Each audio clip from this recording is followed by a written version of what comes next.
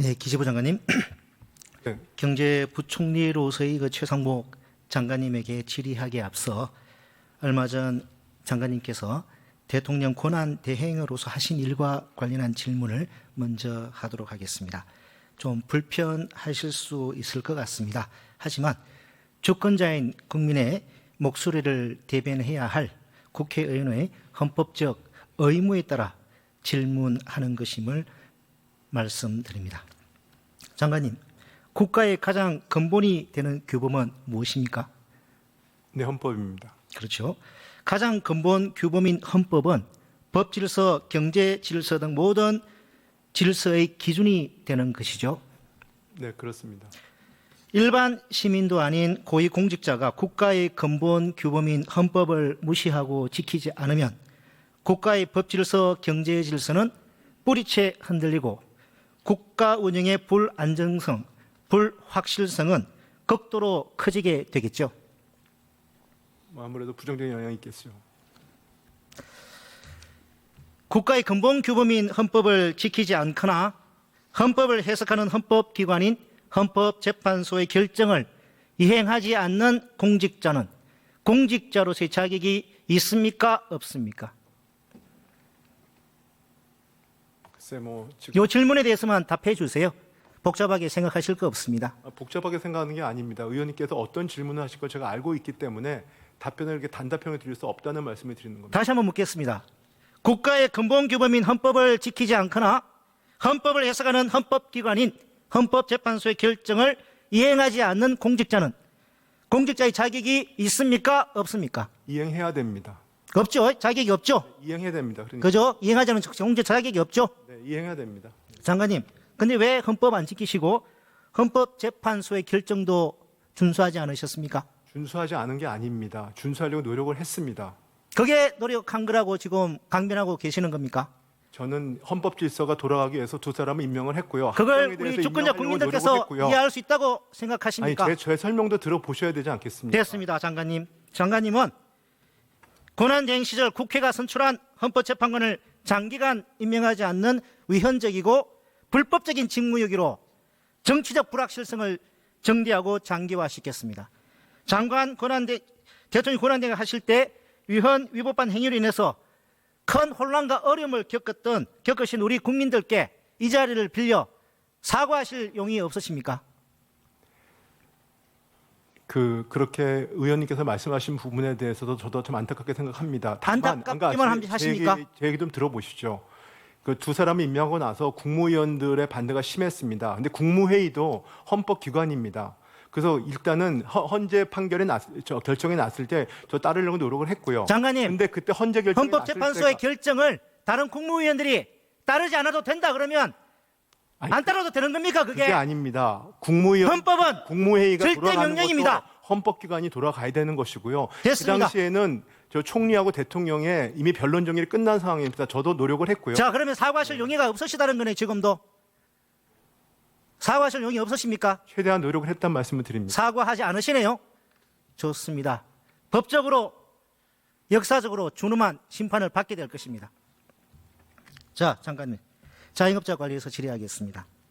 지난 15일 국회 현안 질의에서 존경하는 안도걸 의원님께서 자영업자가 어렵다는 질의를 하셨습니다. 이에 대해서 장관께서는 자영업자 하시는 분들도 결국 구조적인 요인들의 변화에 못 따라간 부분도 있다. 자영업자 분께서 어려운 부분은 경기적인 이유도 있지만 온라인 판매가 늘어난 구조적인 요인도 있다. 재정을 써서 되는 것들이 아니기 때문에 시간이 필요했다라고 답변하신 적 있죠. 답변 시간이 짧아서요. 안도걸 의원님은 재정을 말씀하셨기 때문에 예, 제가 여러 시간 맞춤형 관계상 대책이 필요하다는 말씀하신 적이 말씀을 드리는 있으시죠? 겁니다. 내가 예, 이 자영업자의 예, 어려움을 좋습니다. 모른다 이런 말씀드린 건 아닙니다. 네, 물론 장관님 말씀처럼 소위 디지털 플랫폼이 삶의 곳곳을 차지하면서 자영업 행태에 큰 변화가 있는 것은 사실입니다. 그 과정에서 플랫폼 본사와 자영업자들 간의 갈등도 커지고 있습니다. 장관님, 지금 배달의 민족 본사 앞에서 자영업자들이 농성하고 있는 사실 알고 계십니까? 네, 언론에서 봤습니다. 혹시 며칠째 하고 계신 줄 아십니까? 정확히 모르겠습니다. 무려 77일째입니다. 이분들이 왜 농성하는 줄 알고 계시죠? 네, 알고 있습니다. 네, 배달 수수료 문제, 배보다 배꼽이 더 큰 문제를 해결해 달라는 것입니다. 이 과정에서 장관님 혹시 어떤 역할 하신 거 있으십니까? 지난번에 이 해결책을 찾기 위해서 공정위가 중심이 되어 있지만 기획재정부도 많은 노력을 했었습니다. 네. 예, 뭐 그 정부가 뭐 이게 중재 나서긴 했는데 네. 법원이 판단하기로는 정부의 의설픈 중재로 문제는 더 어렵게 되었습니다. 24년 7월에 정부 주도로 배달앱 상생 협의체가 출범하고 11월에 수수료 협상이 타결되었으나 배달의 민족은 상생 협의체 출범 직전에 배달 중개 수수료를 6.8에서 9.8%로 인상을 했다가 협상 때 9.8을 7.8로 인하하는 꼼수를 쓰고 배달비도 인상해서 협상 후에 자영업자의 피해가 더 커졌기 때문입니다. 그리고 지금 배달의 민족은 대화에도 나서지 않고 있습니다. 한 자영업자분은 국내 언론에서 이렇게 인터뷰하셨습니다. 그 내용을 온전히 전해드리겠습니다. 자영업자들이 어려운 것은 온라인 판매 때문이 아니라 정부가 플랫폼 자율 규제라는 명목하에 거대 사업자들이 터무니없이 높은 수수료를 방치한 결과이고 그렇지 않아도 어려운 상황에서 비상계엄 사태로 자영업자들이 질서 있게 퇴장하거나 시장 변화에 적응할 시간조차 빼앗겼다. 자영업자들은 특별한 혜택을 요구하는 것이 아니라 단지 공정한 시장 환경 속에서 정상적으로 영업할 수 있는 일상을 원할 뿐이다. 이 점에 대하여 부총리님은 어떻게 답변하실 건가요? 잠깐 시간을 드릴 테니까 여기에 대해서 답변하실 수 있겠습니까? 네, 뭐 지금 자영업자분들의 어려운 부분에 대해서 저희도 뭐 정책 당국자로서 그냥 안타깝게 생각합니다. 근데 이걸 해결하는 방법이라는 게 사실은 그 현행법 체계 내에서 한계가 있는 측면이 있습니다. 그래서 좀 이 플랫폼 사업자들 간에 자율적인 합의를 노력을 했는데 그게 여의치 않았습니다. 그런 측면이 있는데 좀 더 이게 다른 방법이 있는지 저희 고민을 같이 해보겠습니다. 추가적으로 이어서 질문해 보겠습니다.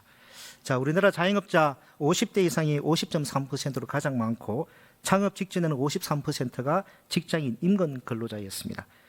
왜 50대 이상 직장인이 자영업 창업에 뛰어들겠습니까? 그건 우리나라의 형편없는 사회 안전망 때문이 아닙니까? 네, 그렇게 되면 계속 고용 문제도 네, 네. 해결해야 될 이슈입니다. 네. 자, 자영업자 문제 외에 노동자 문제 관련해서도 짚어보겠습니다. 지난해 세수 부족으로 산재기금 끌어다 쓰셨죠? 네. 그런데 세수가 부족하다고 2023년 11월에 산재기금에서 예탁한 1.6조 원 가량 상환하지 않고 기간 연장했죠. 네, 그렇습니다. 그러다 보니까 올해 산재기금이 공자기금에 예탁한 금액이 4.85조 원에 달합니다. 예년보다 대단히 많습니다. 정부로서는 어차피 만기까지 이자를 지급하고 돌려주는 것이니까 문제없다고 생각할지 모르겠습니다. 하지만 문제가 있습니다. 2023년 11월 달에 산재기금이 공자기금에 예탁한 1.6조 원, 금리가 얼마인 줄 아십니까, 장관님? 금리 뭐 3.86%인가 지금 말씀드리겠습니다. 네네. 그런데 지난해 산재보험기금 여유재원 운용 수익률이 얼마인 줄 아십니까? 8.56%입니다. 2배 넘는 차이가 납니다. 즉 정부에 예탁하지 않고 운용했더라면 더 높은 수익률로 산재기금의 재정에 기여했을 자금을 공자기금에 예탁함으로써 손해를 보게 된 것입니다. 단순 계산해서 1.6조 원을 운용하지 않고 예탁함으로써 보게 되는 손해는 750억 원이 넘습니다. 이게 다 노동자의 업무상 재해를 보상하고 재해 예방에 사용되어서 할 노동자들의 몫입니다. 이걸 부자들 감세해주고 세수가 부족하다고 끌어다 쓴 것입니다. 이게 약자 방치고 아니고 무엇입니까? 전 정권인 윤석열 정부는 약자 방치 정부였습니다. 그 중심에 바로 최상목 장관께서 계셨습니다. 의원님. 게다가 최상목 장관께서는 약자는 방치하고 사익은 극대화했습니다. 미국 국채 투자 관련해서 질문하겠습니다. 많은 분들이 장관께서 환율에 베팅했다고 지적하는데 본의원은 그건 일부만 맞다고 생각합니다. 장관께서 투자한 채권 저쿠폰 채권이죠. 소위 저쿠폰 채권 맞죠? 자본이 더 그러니까 채권 가격이 상승하면 차익을 노리기 위해 투자하는 거 맞죠? 알고 계시죠? 30년 만기 국채입니다. 네. 저쿠폰 채권이잖아요. 지금 채권 매매 차익에는 과세가 되지 않죠, 장관님? 그렇죠. 금투세가 원래 예정대로 도입됐더라면, 도입이 아니라 시행 올해 1월 1일에 시행됐더라면 채권 차익 과세가 될 수 있었는데 장관님 작년에 금투세 폐지 앞장서셨고 금투세 폐지되었습니다. 지금 채권 매매 차익은 이제 과세가 안 되게 됐죠. 뭐 일단 상황은 지금 손해가 났기 때문에 과세 대상은 물론 아닙니다만. 나중에 근데 의원님이 이익이 발생하면은 근데 의원님은 그렇게 연결을 시키신 건 그건 좀 전 부당하다고 생각합니다. 자 그러면 올해 저는 작년에 여태까지 공직을 하면서 공직 윤리에 대해서 그런 식으로 제 사익과 관련된 부분들을 판단하지 않았습니다. 그러면 의원 그렇지 않겠습니까? 그거는 뭐 제가 그 부분 그리고 저 부분이 이해 충돌이 있는 건 제가 거기 그 요청을 해놨기 때문에 기다리고 있습니다. 장관님께서 작년 8월달에 이제 해당 채권을 사셨다고 이제 밝히셨는데 그리고 그 전에 가지고 있는 외화로 삼성증권에서 나온 가지고 리포트 있는 외화 내용을 예금을 가지고 산 리포트 겁니다. 내용을 갖다가 좀 보여드리겠습니다. 네. 금투세가 시행되면 채권의 자본 차익에 대해서도 세금이 부과되어서 저쿠폰 채권의 장점이 사라질 수 있었지만 이제 그런 걱정을 덜 수 있게 된 것이다. 저 장관님께서 금투세 폐지 앞장선 결과 물론 장관님은 고의가 아니었다고 이제 가지고 뭐 해명을 하십니다만은 결과적으로는 저게 제 발언입니까? 아닙니다. 전 저런 적이 발언. 삼성증권에서 나온 리포트입니다. 저쿠폰 채권의 어떤 성격에 대해서 결과적으로 장관님은 뭐 고의가 아니라고 말씀을 하시는데요. 결과적으로 장관님께서 큰 수혜자 중 한 명이 된 것은 저에 대한 맞지 신뢰가 않습니다. 그거밖에 안 된다는 걸 제가 되돌아보겠습니다. 네. 이번에 내놓은 추경안도 시급하다는 말뿐이지 상생 페이백 같은 사업은 올해 하반기나 되어야 제대로 시행이 됩니다.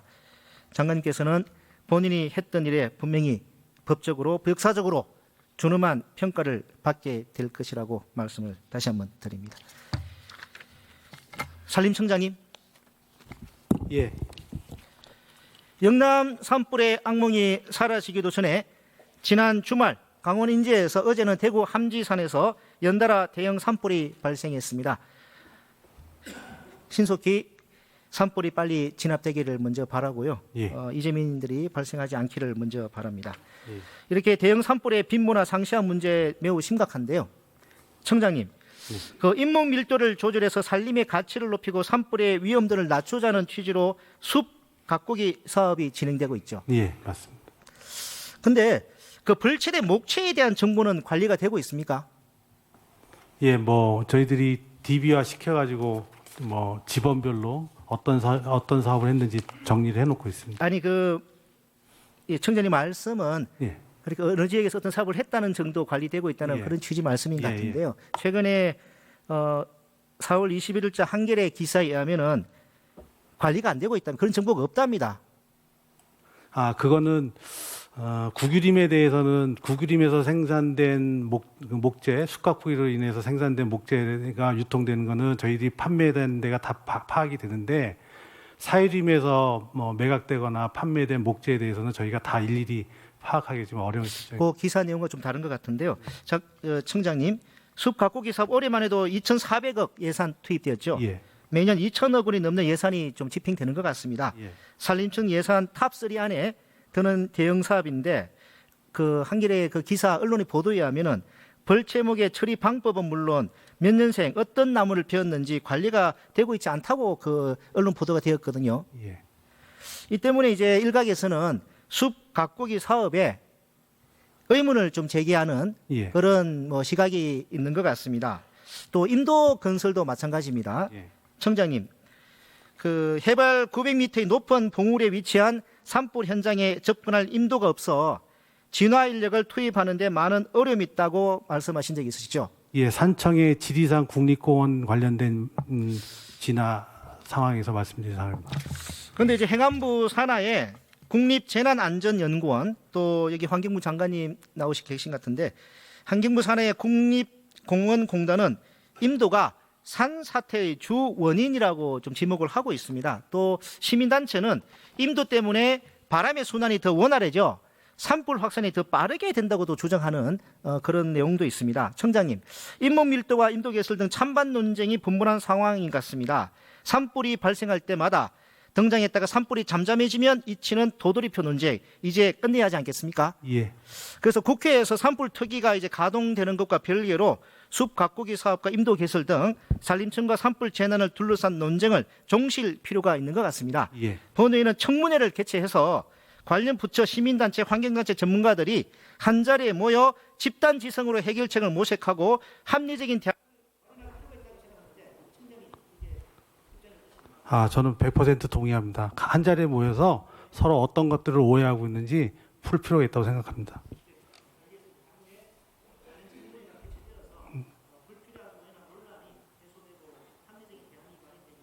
예, 알겠습니다. 네, 차규근 위원님 수고하셨습니다. 다음은 존경하는 경기 동두천 양주 연찬을에 김성원 위원 나오셔서 질의하시겠습니다. 앉아서 하시겠습니까? 예. 여기 앉아서 하겠습니다. 김영동을 저기야. 예. 네, 행안부 차관님. 예, 차관입니다. 네, 그 세계화 이주의 시대에 더욱 활발해진 인적 교류로 말미암아 복수국적자, 옛날에는 이중국적자로 불렀죠, 많이 발생하고 있습니다. 복수국적을 용인하는 국적법 개정안이 2010년 5월 15년 전입니다. 시행된 것도 이런 현실을 고려해서 국내에서는 외국 국적 불행사 서약을 하면 그 복수국적 상태를 용인해 주자는 것입니다. 그 대신에 일정 분야의 공직에 종사하려고 할 때에는 복수국적에 따른 충성심의 이해 충돌이 발생할 수 있고 국익에 반하는 결과가 초래될 수 있기 때문에 관계 법령에 따라 외국 국적을 보유한 상태에서는 보유한 상태에서 직무를 수행할 수 없는 경우에는 외국 국적을 포기하도록 국적법에서 규정하고 있습니다. 일반 시민과 공직 종사자는 다르기 때문입니다. 그래서 군인사법, 경찰공무원법, 국가공무원법, 국가정보원 직원법 등 모두 개정되었습니다. 차관님, 그 복수국적자 순경으로 임용될 수 있습니까? 조금 따져봐야 될 것 같습니다. 네, 그 경찰공무원법에 하면은 복수국적자는 순경도 임용될 수 없습니다. 이렇게 현행 군인사법, 경찰공무원법, 국가정보직원법에서는 외국인과 복수국적자는 장교, 부사관, 준사관, 경찰, 국가정보원 직원으로 임용될 수 없도록 하고 있고 국가공무원법과 지방공무원법 역시 국가안보, 기밀, 외교 등 특정 분야에 대해서는 복수국적자의 임용을 제한할 수 있도록 하고 있습니다. 혹시 외교부 장관님 여기 안 계시나요? 그 복수국적자 임용이 제한 외교부 그 규정이 있습니다. 예규가 있는데 국회 업무 분야에 복수국적자 임용을 제한하고 있습니다. 국회 업무 담당을 할 수 없다는 것이죠. 미국, 영국, 호주, 이탈리아 등 복수국적자의 공무 단임권을 제한하고 있는 외국 사례들도 많이 있습니다. 저 행안부 차관님, 예. 이러한 제도는 그 복수국적자 이해 충돌 가능성 또는 국가 기밀과 이익의 유출 가능성을 차단하고 공직의 중립성과 국가 안보의 안정성을 확보하기 위한 최소한의 장치라고 할 수 있습니다. 차관님, 예. 국회의원은 국가 안보와 기밀 및 외교와 관련된 고급 정보를 다루는 업무에 종사하는 헌법기관이죠. 헌법기관입니다. 그런데 현행 공직선거법에는 복수국적자의 피선거권을 별도로 제한하는 규정이 있는지 여부에 대해서 혹시 알고 계십니까? 정확히 인지를 못하고 있습니다. 네, 지금 현행 공직선거법에는 관련 규정이 전혀 없습니다. 따라서 현행 공직선거법에 따르면 복수국적자가 공직선거에 입후보하여 국회의원이나 지방의회 의원, 지방자치단체의 장에 당선되는 경우 제한 없이 업무를 수행할 수 있습니다. 이러한 상황은 외국 국적을 함께 가진 국회의원이 국가안보와 기밀과 관련된 최고급 정보에 아무런 제한 없이 접근하고 국가 간 이해관계에 영향을 미치는 정책 결정에 직접 참여하는 것을 허용하는 셈입니다. 심각한 이해 충돌의 문제가 발생할 수가 있습니다. 순경, 부사관, 외무 공무원이 될 수 없는 복수 국적자가 치안, 국방, 외교 관련 국회 상임위에서 관련 정보를 다루고 소관 부처 장관에게 국정 방향과 정책에 대하여 질문할 수 있는 현재의 상황은 형평성에도 맞지 않고 제도적 개선이 필요하다고 생각이 되는데 차관님 생각 어떠십니까? 의원님 말씀 취지로라면 고민해 볼 여지는 있어 보입니다. 앞서 말씀드린 것처럼 2010년 복수국적을 용인하는 개정 국적법이 시행된 후 복수국적자의 공직 종사의 범위와 관련하여 경찰공무원법, 군인사법, 국가공무원법 등은 개정되었으나 헌법기관으로서 최고급 정보에 접근할 수 있는 권한과 많은 특권이 있는 국회의원 등 선출직 공무원과 관련된 공직선거법은 정비가 전혀 되어 있지 않습니다. 본의원은 2010년 5월에 시행된 국정법 개정안 작업의 실무 책임자 국정과장으로 참여한 바 있습니다. 오늘 제가 이 질문을 한 것은 국가 간 경제, 외교 전쟁이 치열해진 상황에서 복수 국적자의 선출직, 종사 범위와 한계에 대해서도 사회적 논의가 필요하지 않나 하는 생각이 있습니다. 앞으로 차관님도 이런 필요성에 동의하시죠? 예, 공직선거법에서 충분히 논의를 해야 될 것 같습니다. 네. 앞으로 우리 국회에서도 복수 국적자의 선출직, 종사 범위와 한계에 관련하여 이주의 시대에 부합하면서도 국익이 훼손되지 않도록 하는 균형 잡힌 개선 방안이 논의되고 마련. 네, 차규근 위원님 수고하셨습니다. 다음은 존경하는 부산 중구 영도의 조승환 위원님께서 앉아서 질의하시겠습니다.